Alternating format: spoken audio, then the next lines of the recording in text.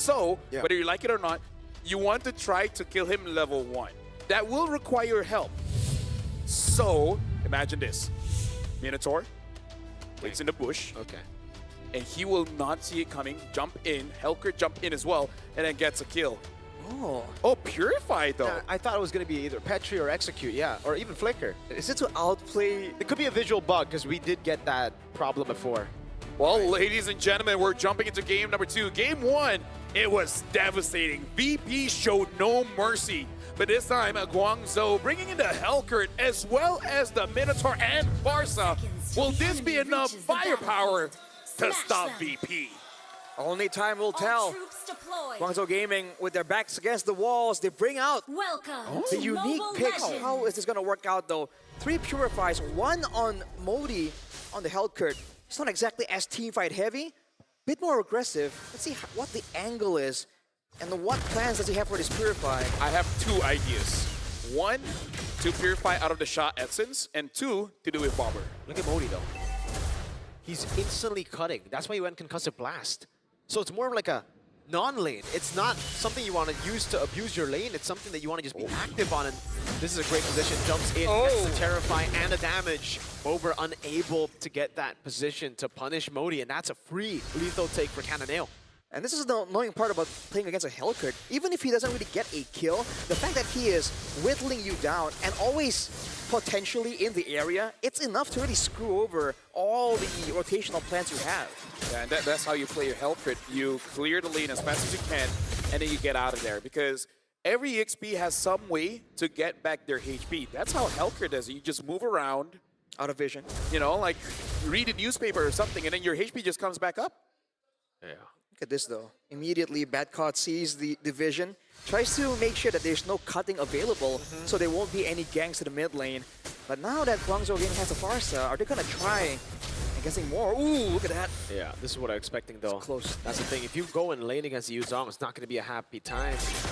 Zaur over on Cannonale takes him to almost half HP. Owl up top. Oh!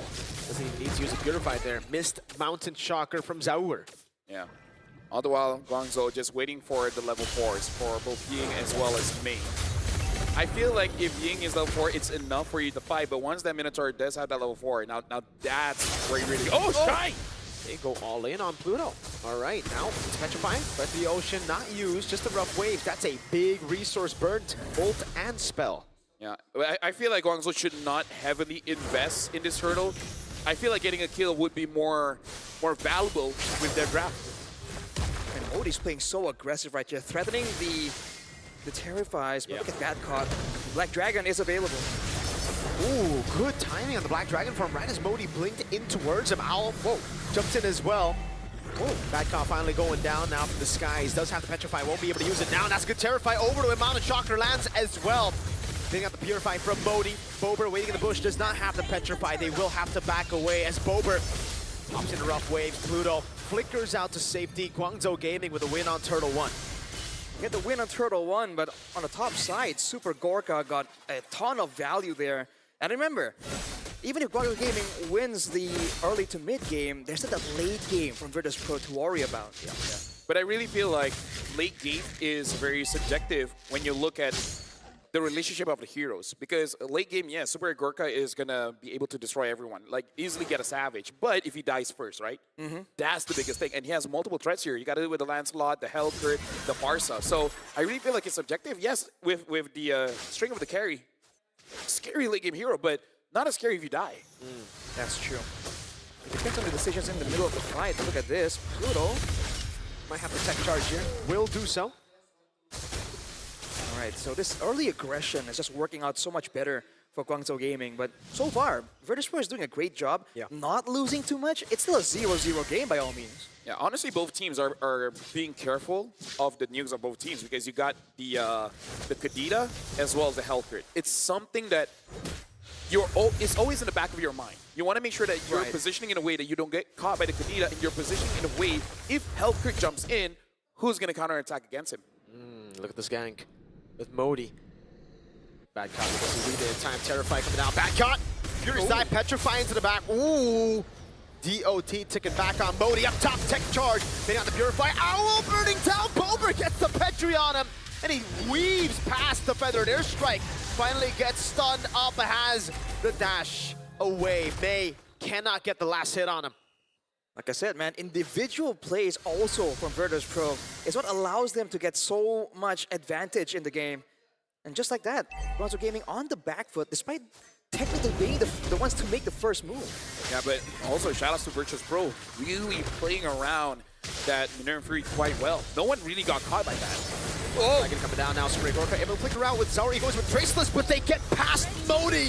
Badcott is slaying him. Cannonale gets a turtle, but now they're caught in the bad fight. It is again Badcott proccing the passive over on Owl. The DOT taken down. Cannonale has to respect the Traceless forward. That's an unexpected amount of sustain coming from Owl, by the way. I thought for sure he was going to get taken out right there. All things considered, 2 turtles for GUANGZHOU Gaming, but Virtus Pro are the ones with the 2K gold advantage. Yeah, but look at that gold. Super Gorka is 800 gold above Owl, which honestly is still fine. Owl as a Freya, you don't need as much gold compared to a carry. But this does set up Virtus Pro, especially with how Pluto as well as Badcott has been playing, and Bobber the Beaver. I actually feel like Super Gorka is going to be fine. I don't think there will be enough resources to deal with this carry.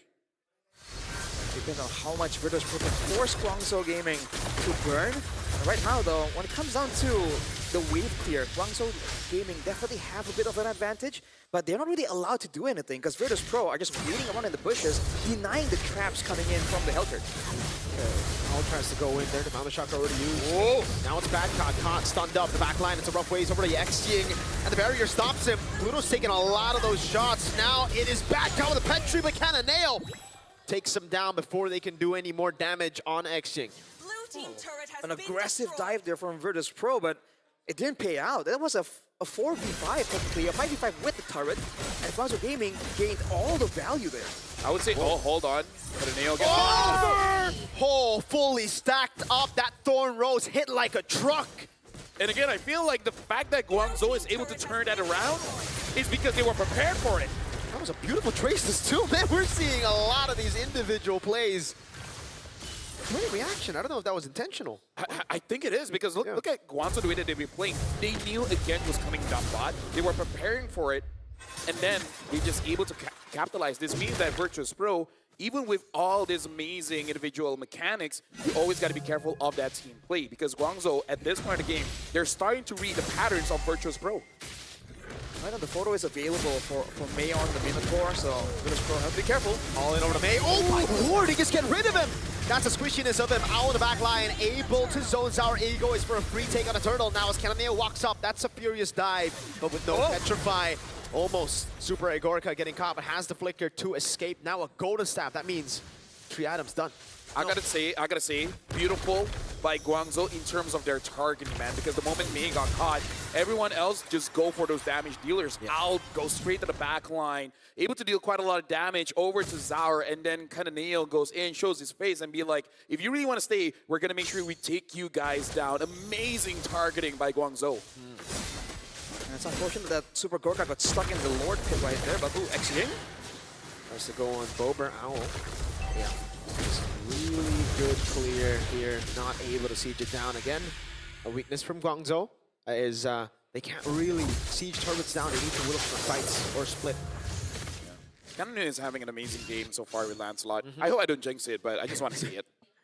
Well, he's been really good on the Assassins, really understanding the ins and outs for the most part. A big advantage for GUANGZHOU Gaming as well. They're actually having a lot more like split push threat because the Hellcurt and the Freya both, if left alone, take some turrets so fast. And Virtus Pro are stuck trying to keep, things together, playing it macro, playing it for team fights. Owl's gonna get this turret. Again, the split is a big thing for GUANGZHOU Gaming. Good peel. Pluto could have looked for it. Owl gets away. Oh, he actually gets out of the Petrify just with a dash. Interesting. I'm guessing there's a small iframe there. Oh, Modi! Big engage. Traceless back. Owl with the chase. Bober still able to find X-Ying. What a kite from Zaur and Super Agorka. They just shredded Owl down like he's nothing.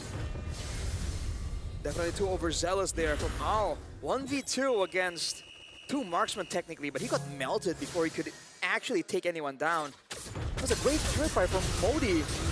I believe it was blind. There was Yeah. not really confirmation. No, I feel like he knew someone was there. He just doesn't know how many. Oh, the cancel. Cananeo moving.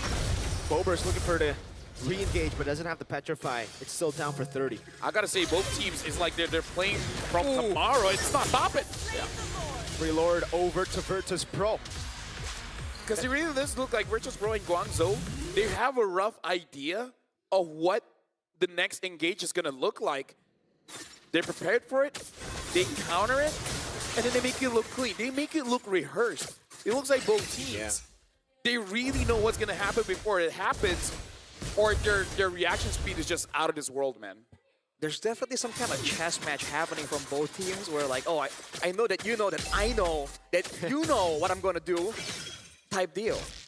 Man, right now with the Lord though, Virtus Pro definitely want to try and make something happen, but by all means with the far side around, GUANGZHOU Gaming can kind of take a chill pill on this one. There you go. That's the third item. Huge power spike for Gorka. Free siege. Oh, Gorka actually takes a few too many shots there. Oh, Bober. You're gonna have to respect it. Bober gets the knockup, but won't fully commit onto it. Good mounted chakra and the red streak to steal the orange buff away as Modi tries to get the angle here. Push up top with the Lord. Owl holding it in. Yeah, I feel like Guangzhou, this is not a panic angle because they do have pretty okay clear. Modi, though, gets spotted by Sour. Yeah, he's actually chasing Modi. Jumps in with the Traceless. Modi might be solo kill here. Sour with the Traceless. Easy work for him down below. That's one of those times you wish you had a Petrify. Yeah. Well, unfortunately, Modi does not. Right there with him taken out, Virtus Pro still trying to get as many cards as possible. They should be able to get some damage on the base turret. Look at this. That's so big! They know that even if the Purify gets baited out, Super Gorka can go and hit him. Now, oh, and Gorka's still surviving! What? All throughout the damage! And it's through the backup of the rest of the team. Virtus Pro are just better. Modi trying his best, goes for the Terrify and the Stinger. But GUANGZHOU Gaming have been wiped out now. VP clear the waves with a cannon in it. It's Badcott who hold the aggro on turret, and Virtus Pro get a clean sweep against GUANGZHou Gaming. What was that last play by Bobber, man? The Lance came in, gets petrified. Beautiful. If it wasn't for that petrify, he actually might have been able to done something, right? Wow. Get a few kills so that VP could not end it.